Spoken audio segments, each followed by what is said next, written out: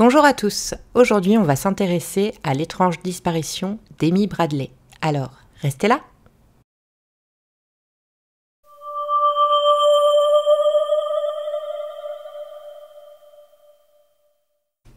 Cette histoire se passe sur la mer des Caraïbes, située à l'est de l'Amérique centrale et au nord de l'Amérique du Sud. Nous sommes à bord d'un bateau de croisière de la compagnie Royal Caribbean International qui s'appelle Rhapsody of the Seas. La famille Bradley est en croisière. Elle est composée de Ron, le père, la mère Eva, Amy, la fille, et Brad, le fils.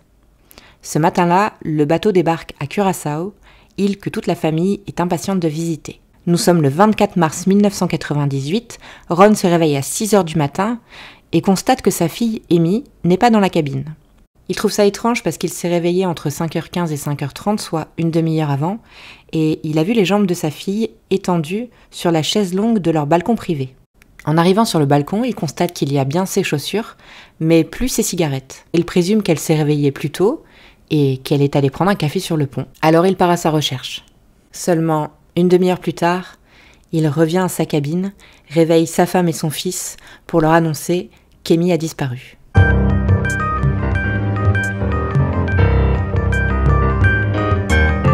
Amy Bradley est née le 12 mai 1974 en Virginie, à Petersburg. Elle mesure 1m67, pèse 52 kg, elle est athlétique. Amy est diplômée de l'université de Longwood. Elle est très sportive, elle pratique 5 sports, dont le foot, le basket et la natation. Souriante et dynamique, Amy est aussi très proche de sa famille et notamment de son petit frère, Brad, qui a 2 ans de moins qu'elle. Brad est étudiant à l'université de Washington.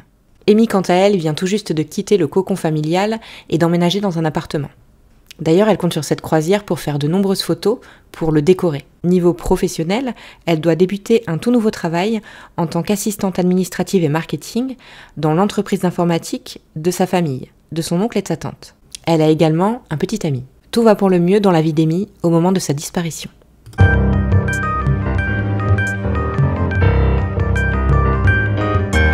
Ron travaille pour une compagnie d'assurance qui s'appelle Illinois Mutual Life. Et suite à ses bons résultats, il a gagné une croisière d'1 semaine aux Caraïbes, tout frais payé pour 2 personnes. Ron aurait pu partir avec sa femme, en amoureux, mais il s'est dit que ce serait sympa d'y aller en famille, et il a proposé à ses enfants de leur payer les billets pour qu'ils partagent ce moment ensemble. Brad accepte directement, mais Amy est plus réticente. Déjà, elle a du mal à se dire qu'elle va passer une semaine avec près de 2000 autres personnes, elle aime pas trop la foule.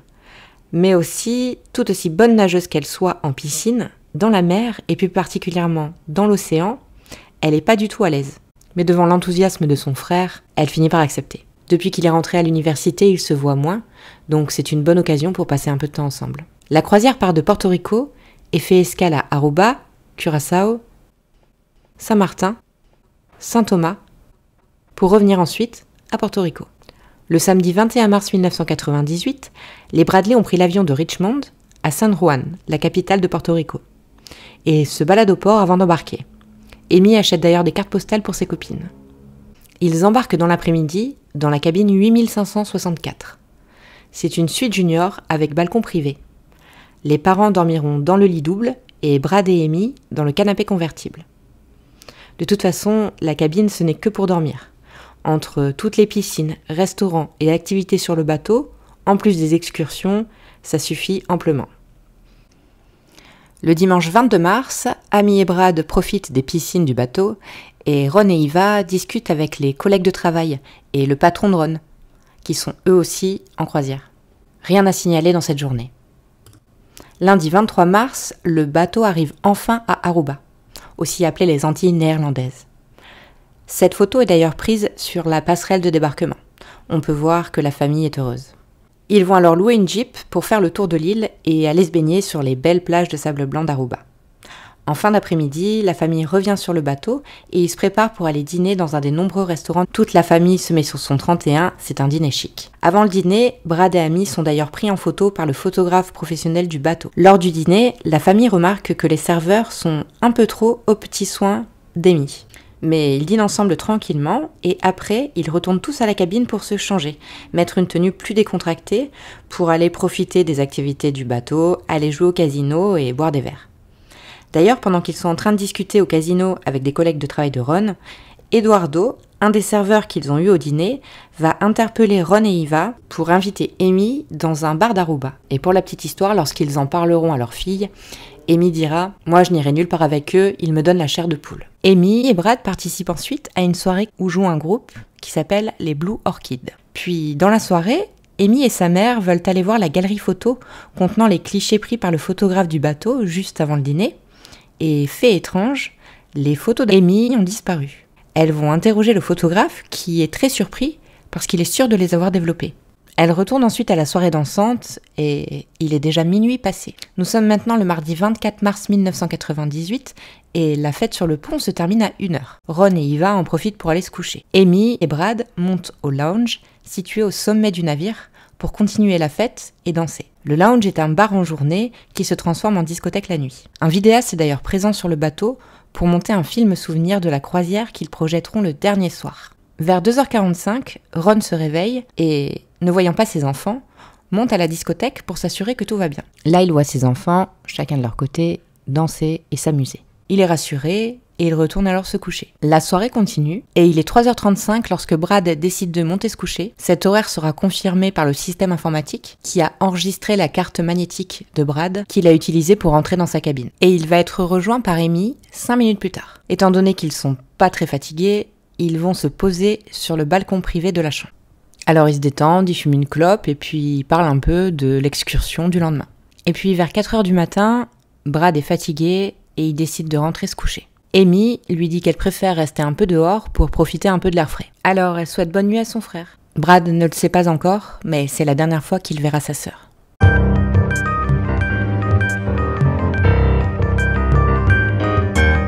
Lorsque les Bradley comprennent qu'Amy a disparu, ils se rendent directement à l'accueil du bateau pour supplier les agents d'empêcher le débarquement des passagers. Seulement, Amy est majeure, et selon eux, elle n'a pas pu disparaître comme ça. Elle est certainement en train de dormir dans une cabine, et refuse de bloquer le débarquement. Il est maintenant 7h, et la plupart des passagers débarquent. Vers midi, alors que les Bradley fouillent toujours le bateau, le commandant de bord va les voir pour confirmer qu'il ne peut en l'état toujours pas communiquer sur la supposée disparition d'Amy, pour ne pas affoler les passagers, mais qu'il va demander à l'équipage de fouiller le bateau. Mais en début d'après-midi, il revient leur dire que suite aux fouilles, ils n'ont trouvé aucune trace de leur fille et qu'elle n'est, selon lui, plus sur le navire. Ne sachant plus que faire, les Bradley décident de descendre du bateau. Comme sa mère a tendance à penser, elle aurait peut-être été kidnappée et forcée à descendre. Alors, ils se rendent au consulat des États-Unis, mais le bureau est fermé. Ils vont donc appeler l'ambassade des États-Unis et prévenir les autorités locales de la disparition d'Amy. Dans la soirée, le Rhapsody of the Seas reprend sa route vers l'île de Saint-Martin. Nous sommes maintenant le mercredi 25 mars 1998. À 6h du matin, débute une vaste opération de Search and Rescue pour fouiller l'océan et le littoral à la recherche d'Amy. Alors, on a des chalutiers, remorqueurs, navires de guerre, hélicoptères et avions volant à basse altitude. En parallèle, aux États-Unis, le frère d'Eva prévient le FBI. Ce jour-là, les Bradley apprennent que, contrairement à ce que leur a dit le commandant de bord, le Rhapsody n'a pas été intégralement fouillé. Et en apprenant ça, ils vont décider de retourner sur le bateau. Et c'est le patron de Ron qui va faire affréter un jet privé pour venir chercher la famille de Curaçao à Saint-Martin. Jeudi 26 mars à 7h30, les Bradley remontent à bord du paquebot. Et ils sont reçus par des responsables de la compagnie Royal Caribbean International. Ils donnent leur accord pour la venue d'agents du FBI à condition qu'ils soient en civil. Leur arrivée est donc prévue pour le lendemain. Vendredi 27 mars, le FBI monte à bord.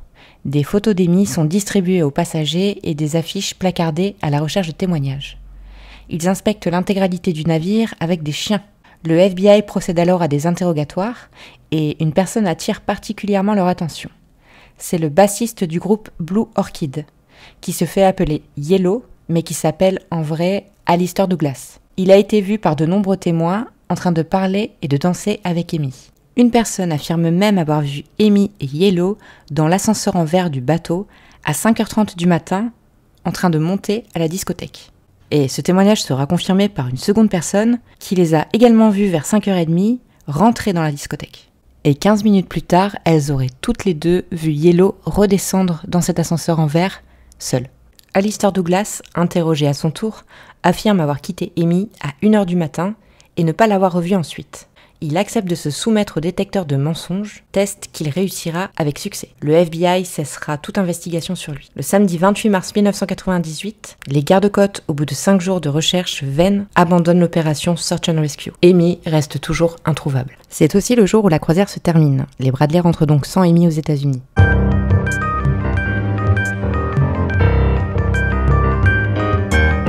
Rentrés chez eux, ils montent une hotline à leur domicile afin de réceptionner tous les témoignages possibles. En août 1998, un ingénieur canadien affirme avoir vu Amy sur une plage à Curaçao, accompagné de 2 hommes. Malheureusement, le temps qu'ils percutent, ils avaient disparu. Janvier 1999, un officier de la marine américaine signale avoir vu et parlé à Amy dans une maison close sur l'île de Curaçao. La police s'y est rendue, mais ils n'ont trouvé aucune trace d'Amy. Octobre 1999, Frank, un ancien officier spécial de l'armée américaine, contacte par mail les Bradley. Il leur explique qu'il sait où est Amy, qu'elle est retenue en otage dans un complexe sécurisé et qu'il est capable d'aller l'exfiltrer avec une équipe spécialisée, mais qu'il a besoin de financer l'expédition. Il leur fournira des faux documents et des photos truquées. Les Bradley lui donneront au total 210 000 $ avant de se rendre compte qu'ils se sont fait arnaquer. Cette affaire passera quand même en justice en 2002 et Frank sera condamné à 5 ans de prison. En novembre 2005, les Bradley passent dans une émission télé américaine Mystery and Murder. Les producteurs de l'émission, qui ont enquêté sur la disparition, ont reçu une photo d'une jeune femme ressemblant à Amy, se trouvant apparemment dans une maison close.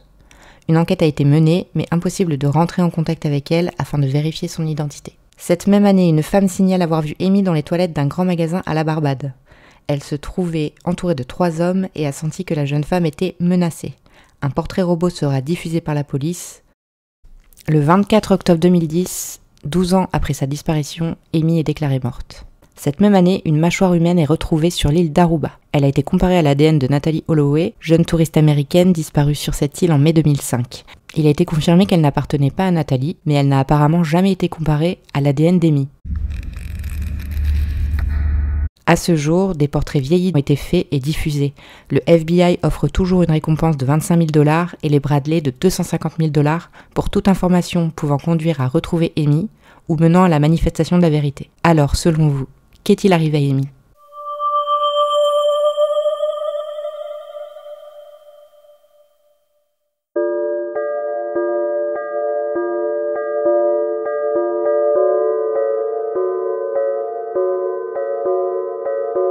Cette théorie est privilégiée depuis le départ par la famille d'Amy. Il est vrai que tous les témoignages recueillis par des personnes déclarant avoir vu Amy après sa disparition vont également dans ce sens. À bord du bateau, les Bradley ont constaté que plusieurs hommes étaient un peu trop entreprenants avec Amy, notamment un des serveurs qui l'avait même invité dans un bar d'Aruba, ou bien encore Yellow qui a passé une bonne partie de la soirée avec Amy juste avant sa disparition. Le fait est qu'Amy est restée avec son frère tout au long de la soirée, même s'ils n'ont pas passé la soirée collés, Brad n'était pas très loin. Donc, si une personne voulait l'enlever, ce n'était pas possible de le faire sous les yeux de son frère. Amy n'arrive pas à dormir, alors que toute sa famille, elle, dort à point fermé. Elle décide d'aller prendre un café sur le pont pour pas les déranger. C'est à ce moment-là qu'elle croise cet homme, qui peut bien entendu être Yellow. Selon les témoignages recueillis, c'est même la personne la plus probable, entendons-nous bien. Mais il n'est pas exclu que ce soit un serveur ou toute autre personne présente à la soirée qui aurait repéré Amy. La personne qui lui aurait volé ses photos, par exemple. Donc cette personne qui lui offre le café en profite pour glisser une drogue dans son verre, comme du GHB par exemple. Associé à de l'alcool, et on sait qu'Amy a bu ce soir-là, le GHB provoque confusion et amnésie. Il ne met que 15 à 30 minutes à faire effet et dure de 1 à 2 heures. En ayant bu le café à 6 heures du matin, ça laissait donc le temps au kidnappeur d'emmener Amy dans sa cabine et de débarquer avec elle à 7 heures. Elle aurait été confiée à un membre de l'organisation à la descente du bateau et emmenée dans une maison close.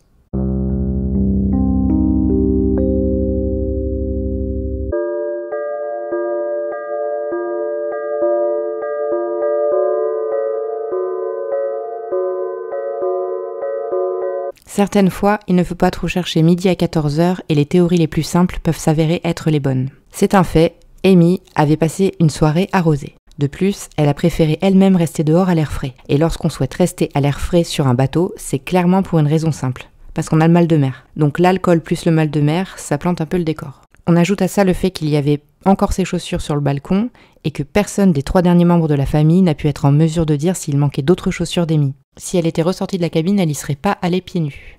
Et ça paraît bizarre qu'elle serait spécialement rentrée dans la cabine pour chercher d'autres chaussures à enfiler dans le noir, alors que toute sa famille dort dans la même pièce. Donc elle se lève de sa chaise longue et elle est prise de vertige, la tête qui tourne et la nausée. Elle se penche à la rambarde pour vomir, et elle tombe tout simplement par-dessus bord, peut-être même qu'elle se cogne la tête en tombant, ce qui fait qu'elle tombe dans l'eau inconsciente. Alors, pourquoi on n'aurait pas retrouvé son corps après la vaste opération de Search and Rescue ? Il faut savoir que la mer des Caraïbes abrite tout de même plus de 50 espèces de requins. Et savez-vous quand les requins sont les plus actifs ? Seulement à 2 moments précis de la journée. Au crépuscule, mais aussi à l'aube. Et je rappelle que l'accident supposé aurait eu lieu entre 5h30 et 6h du matin, donc pile poil dans le créneau. De plus, on se souvient qu'une mâchoire a bien été retrouvée en 2010 sur une plage d'Aruba, dont nous ne savons toujours pas à qui elle appartient.